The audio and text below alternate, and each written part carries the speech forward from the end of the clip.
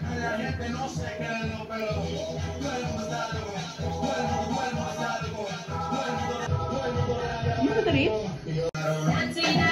na. Next! Next! Hi guys! Welcome back to my channel. At ngayong araw ay samahan nyo ako together with my best friend dahil mamimili tayo sa Dali. Balak sana naming maglakad papuntang Dali. Ngunit nalaman to ng aking papa kaya naman naisipan niya kaming ipag-drive papunta ng Dali para naman daw hindi kami masyadong mainitan. Tita Laika.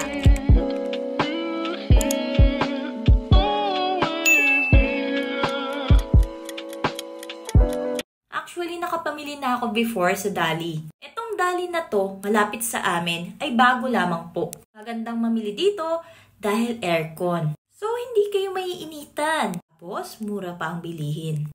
Yun nga lang, may iba't ibang brands. May mga familiar or hinahanap ko yung brand na wala sila. Pero meron din naman silang ibang klase. Kumbaga parang generic or alternative nila. So for today, hindi naman mga food ang aming target. Alak talaga ang punteriya namin ng best friend ko dito. Kaya naman siya, habang nagtitingin-tingin siya sa gilid, ay ako'y naghanap na ng mga alak. Pumunta talaga ako doon. Target lock. So may mga brand naman na familiar sa atin. Pero syempre, naghahanap kami ng aking kaibigan na kakaiba na alak. Madalas niya akong tinatag na mag-tasting vlog daw ako ng alak. Kaya naman for today's video ay samahan nyo kami. Dahil kaming dalawa ay magwa-vlog ng alak tasting. Marami silang iba't ibang klase ng alak at ito ang kanilang mga beers. Actually, marami kayong pagpipilian at napaka-affordable ng kanilang price. Ha? Pink. Ano Isa yan? lang. Ay, isa lang ba?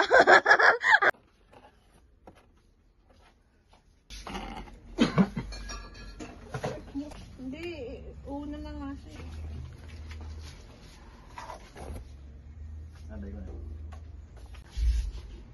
At itong alak naman na to ang pumukaw sa aking kaibigan. So, sa halagang 299 ay meron ka ng Kilda. At ito namang area na to ang hindi ko tinantanan. So, may mga gin dyan. At ang version naman ng Dali ng gin ay Don Gin. Meron namang Mojito, MP, Smirnoff, mga wines. Marami silang iba't ibang klase ng wine na maaari niyong pagpilian. Pumili kami ng wine dyan na semi-sweet. At ito naman ang kanilang mga Yakult at Delight. At ang version ng Dali ng Yakult ay Baka Cold. So, masarap yung Baka Cold na yan. Na-try ko yan at gusto ko yung lasa. Meron din silang mga cheese and butter. At kung naghahanap din kayo ng mga frozen food, meron din sila. Simula sa chicken, fish, pork, hotdogs, sausage, lumpia, siomai, fries, siopaw, at kung ano-ano pa. Napakarami nilang mga frozen food. Nagbebenta rin sila ng yelo. Kadalasan nauubusan ng yelo ang mga convenience store dito dahil sa sobrang init. At meron din silang ice cream. Makikita nyo na may 9 pesos pa silang ice cream. Grabe, napakamura, diba? Pero yan, hindi ko natikman. Maybe next time, pagpunta ko ulit. Kaya kung natikman nyo ang ice cream dito sa Dali, comment down below. Katapos noon ay pumunta naman kami sa chocolate section. Sa Loot brand na yan ay bumili kami ng iba't ibang klase niyan. Bumili din kami ng malaking Choco Fun. Grabe, diba? Magiinom pero matatamis ang aming pampulutan. So, hindi makapag-decide yung kaibigan ko kung ano ang bibili niyang flavors. Kaya naman tig-iisa ang pinagbibili niya. At ako naman ay pumunta sa ibang section ng mga matatamis. Ito naman ang kanilang version ng Stick-O or wafer sticks. Makikita nyo at di ko na binitawan yan. Yung wafer chocolate na yan ay hindi umabot ng isang buong araw. Tapos nag-ikot-ikot pa ulit kami ng aming pang-chicha. Marami din naman silang mga snacks dito. Pero ang binili namin ay Snappy. Sabi ng isang empleyado doon ay masarap daw yun. Kung mahilig kayo sa snacko, mas masarap daw siya sa snacko. At iyan namang Don Gin na hawak ko, ang gin version ng Dali. Alam nyo bang may free taste din sila? Hindi ko alam kung lahat ng Dali ay may free taste section.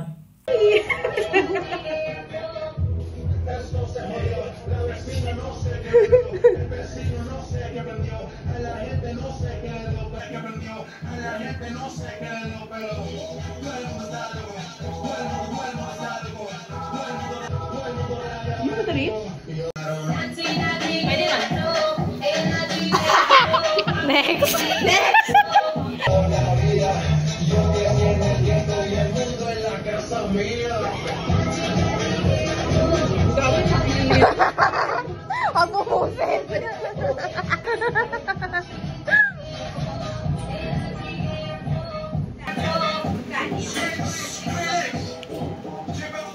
Okay, ito. Ito mas matapang kaysa sa ano. Sarap to. Ano pulutan? Tinapay.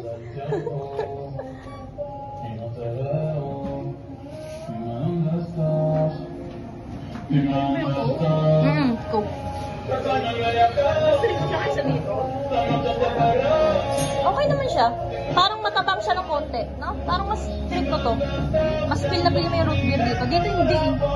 Yung El Mayor naman ang parang kaparehas ng MP. About naman sa mga soft drinks nila, ay medyo natatabangan ako. Or hindi siya ganun katamis compare sa mga regular na iniinom natin, kagaya ng Coke. But for me, okay sa akin yung root beer. Tumikim na rin kayo ng free taste nila kung meron silang available. Magandang magtanong kayo sa mga staff. Actually, wala kaming idea na may pre-taste area sila.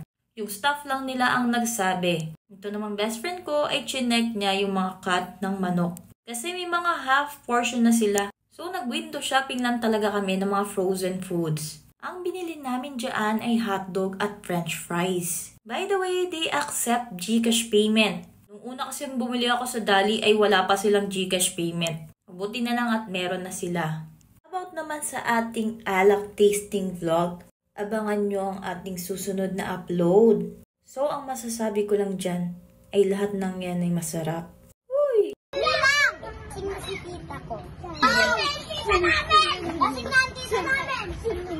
Thanks for watching. Share. Don't forget to like, comment, and subscribe. See you next vlog.